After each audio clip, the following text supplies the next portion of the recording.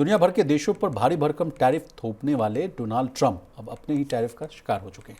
Trump को अब तक ये लग रहा था कि टैरिफ से अमेरिका जो है मालामाल हो जाएगा, लेकिन यहाँ ये दाव जो है ट्रंप को इतना भारी पड़ गया जिसकी उम्मीद उन्हें खुद भी नहीं थी। दरअसल रिपोर्ट की माने तो अमेरिका में कंपनियों के दिवालिया होने के मामले इस साल 2025 में 15 साल के हाई पर पहुंच गए। कंपनियां इसकी बड़ी वजह जो है ट्रंप के टैरिफ को बता रही हैं। इसके अलावा प्रवीण सर, महंगाई इस स्थिति को और भी बिगाड़ने का काम किया है। क्या कहना चाहेंगे इन आंकड़ों को सर? और हाल फिलहाल में मैं और आप जब ड्राइव करके जा रहे थे सर, तो उसी बीच जो है यूएस की इकोनॉमिक डेटा आई थी। जीडीपी 4.2% के आसपास बढ़ती हुई, 4.3% के आसपास बढ़ती हुई। तो जब आप कह रहे हैं कि इकोनॉमी आपकी बढ़िया है, तो फिर ये बेरोजगारी और फिर बैंकरप्सी वाला मामला क्या है सर? नहीं, बिल्कुल ये इकॉनमी के अमेरिकन और बड़ा एक अंतर विरोधी सी चीज़ है कि आपकी इकॉनमी की ग्रोथ जो है वो तीसरी तिमाही में 4.5% के लगभग दिखाई दे रही है, 4.3% दिखाई दे रही है।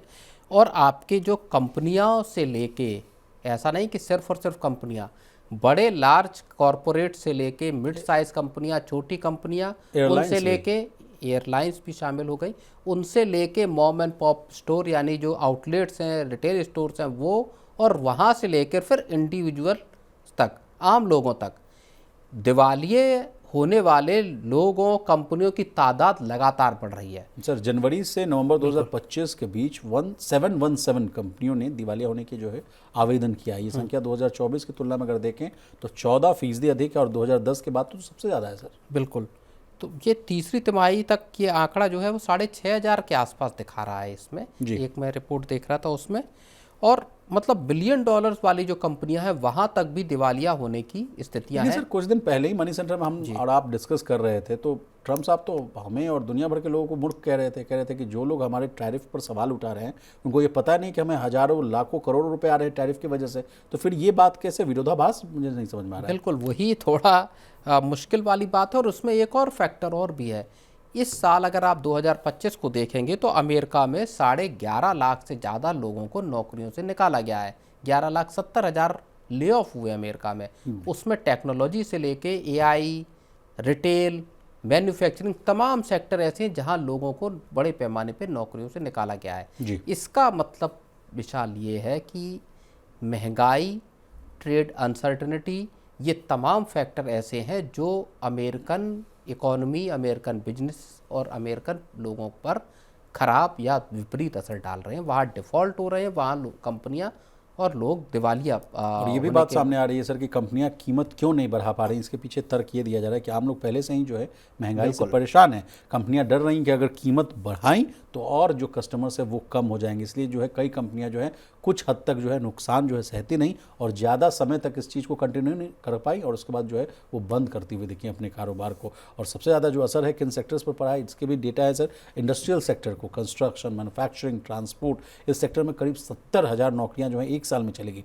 कंज्यूमर सेक्टर, अगर जो डिस्क्रिशनरी सेक्टर जो है फर्नीचर, फैशन और गैर जरूरी सामान बेचने वाली कंपनियों पर भी जो है मार पड़ती हुई दिख रही है। और बड़ी कंपनियां भी डूबी हैं सर। $1 अरब से ज़्यादा एसेट वाली कंपनियों के दिवालिया होने के मामले जो हैं वो ज़्यादा बढ़ते हुए दिख रहे हैं। तो चिंताजनक बात है। और कुछ जो बड़े उदाहरण को अगर देखा जाए सर, तो जिस तरह से मैं बोल रहा था, स्पिरिट एयरलाइंस का नाम सामने आ रहा है सर।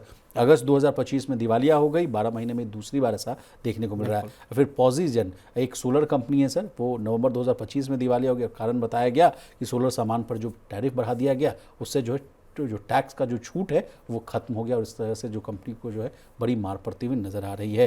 और इसके अलावा और भी कई सेक्टर्स इस पर मार पड़ती हुई दिख रही है। तो सर, इसका क्या, what is the way for, मतलब आगे क्या होगा? ट्रंप साहब फिर ये कहते रहे हैं कि नहीं भाई हमें तो पैसा आ रहा है टैरिफ की वजह से, और इंडिया यूएस वाली भी बात कर लेते हैं लगे हाथ।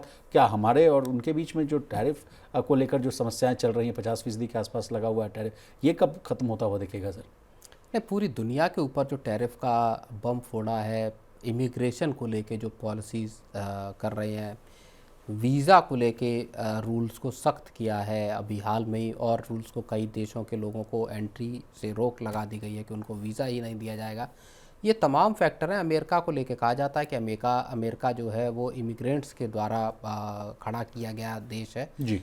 और अब वहाँ पे जो स्किल्ड लोग हैं उनको भी वहाँ पे रहने का या वहाँ पे काम करने को लेके रोका जा रहा है। तो इस तरह की पॉलिसीज़ पूरे के पूरे अमेरिका के लिए काउंटर प्रोडक्टिव साबित हो रही हैं विशाल, और वो असर अब धीरे धीरे दिखाई देने लगा है।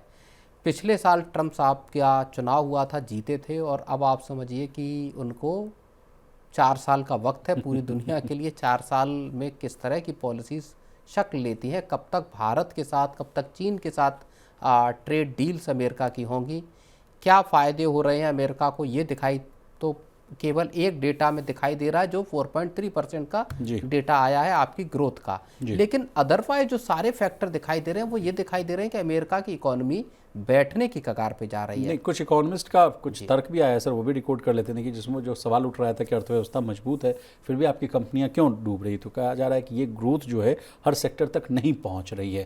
दूसरा फैक्टर ये कहा जा रहा है कि ज़्यादातर जो फायदा है अमीर लोगों की खपत तक ही सीमित रह गया है। एआई और बड़ी कंपनियों में जो है वो निवेश से ही बस जो है मामला सलटता हुआ दिख रहा है। तो तमाम और जो तबके हैं वहाँ तक ये पैसा या जो कमाई है, ये जो ग्रोथ है, जो रिफॉर्म्स है, ओवरऑल इकोनॉमी की अनइवन ग्रोथ बेसिकली वहाँ पे दिखाई दे रही है। तो इसका सर एक ग्लोबल इम्पैक्ट भी कुछ पड़ेगा सर, क्योंकि जब अमेरिका बैठेगी तो फिर दुनिया भर के जो देशों पर भी इसका असर Definitely पड़ेगा। अमेरिका फिर का- शेयर मार्केट, बिल्कुल, अमेरिका में अगर मुश्किल पैदा होती है, अमेरिकन इकोनॉमी में मुश्किल पैदा होती है, तो वो पूरी दुनिया पर उसका स्पाइरल इफेक्ट नज़र साफ तौर पे आएगा।